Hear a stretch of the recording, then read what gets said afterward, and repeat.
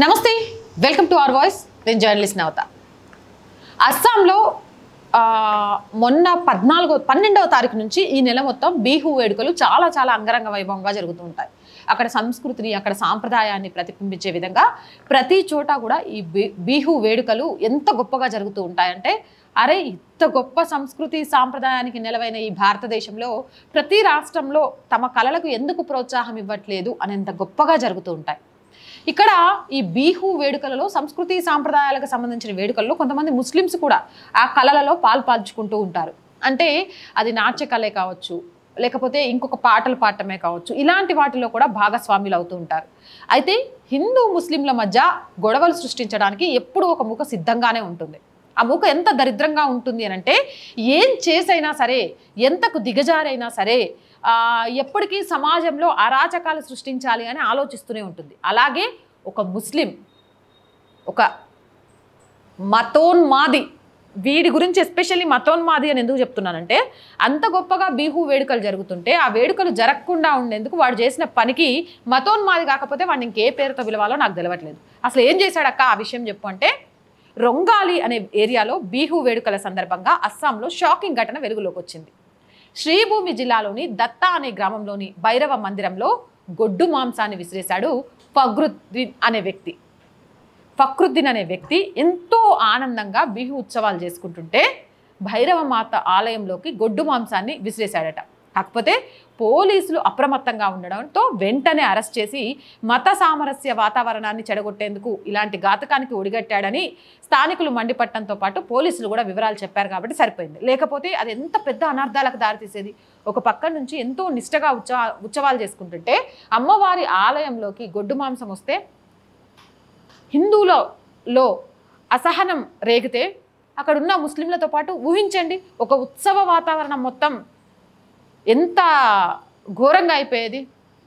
అంటే ఫక్రుద్దీన్ లాంటి ఎదవలు హిందూ ముస్లింలు ఎప్పటికీ కలవకూడదు. భారతదేశంలో భరతమాతను కాపాడుకోవడానికి ఉండే హిందువులు కూడా ఉన్నారు, ముస్లిమ్స్ కూడా ఉన్నారు.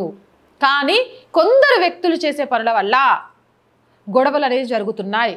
ఇది చాలా క్లియర్.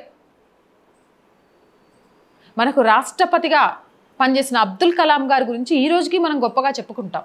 ఆయన మతాన్ని చూడం, ఎందుకంటే ఆయన చేసిన పనులు అలాంటివి. కానీ ఇలా అబ్దుల్ కలాం గురించి మనం చెప్పుకోవడానికి అవకాశాలు ఇచ్చే సందర్భాలు తక్కువైపోతున్నాయి.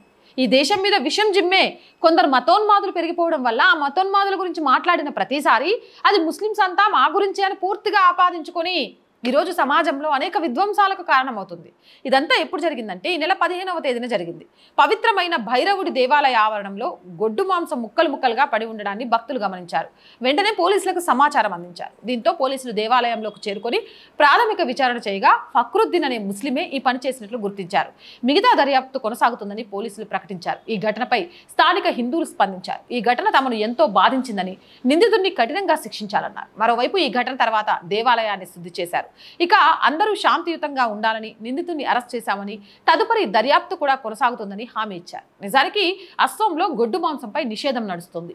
నిబంధనల ప్రకారం రెస్టారెంట్లు, హోటళ్లు, సభలు, మతపరమైన ప్రదేశాలలో గొడ్డు మాంసం అమ్మకూడదు, వడ్డించకూడదు. మతపరమైన ఉద్రిక్తతలను నివారించడానికి ప్రభుత్వం కొన్ని ప్రాంతాలలో దీన్ని కఠినంగా కూడా అమలు చేస్తుంది.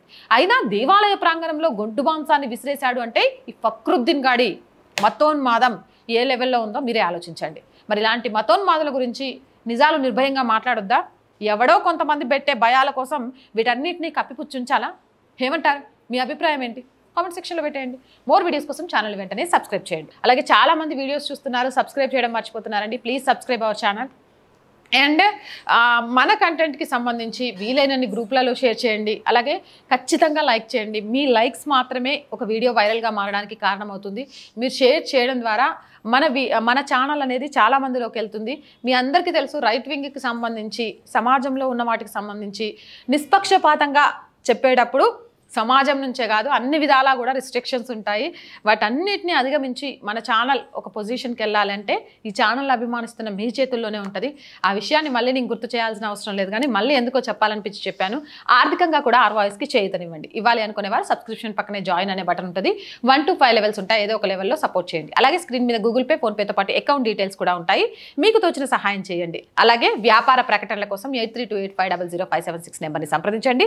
ప్రజా సమస్య ఏదైనా మీ గొంతుకను మా గొంతుకగా వినిపిస్తాం. 8328500576 నెంబర్కి వాట్సాప్ ద్వారా తెలియజేయండి. జై హింద్, జై భారత్.